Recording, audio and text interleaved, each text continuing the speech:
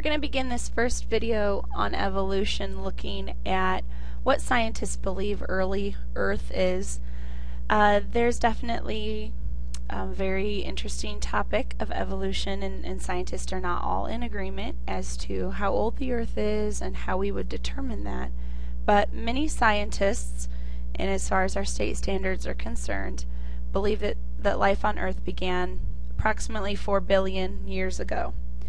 And many scientists believe that life started as a single cell. We've talked about prokaryotes before in biology. These are cells without a nucleus, and that multicellular organisms evolved later in this 4 billion years of time.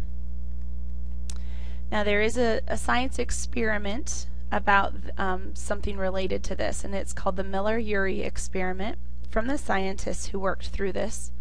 And what they did is they took the molecules which were believed to be present during early Earth's atmosphere, because that was different than what the atmosphere that we have now, and they put them in a closed system, like a container, some type of science equipment where things couldn't leak out. So it was in a closed system.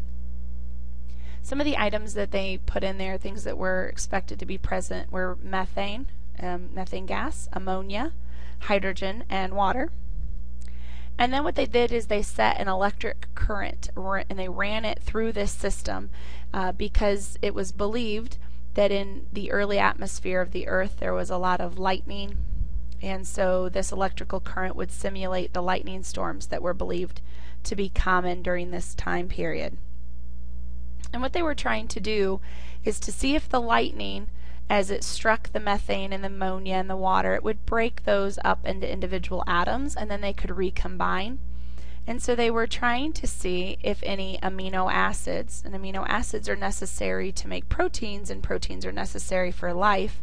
They were trying to see if any of the recombinations of things, of molecules, would form amino acids. And what they found is about 2% of the carbon that was available had formed into some amino acids, and so those amino acids then could have been used to make proteins and life. And we use amino acid sequences today a little bit differently. We are going to be looking at the amino acid sequences that make up a certain protein, and we're going to look at how many amino acids within that protein are the same or are different. So for instance, anything that has, any living organism that has blood, for instance, that needs to carry oxygen.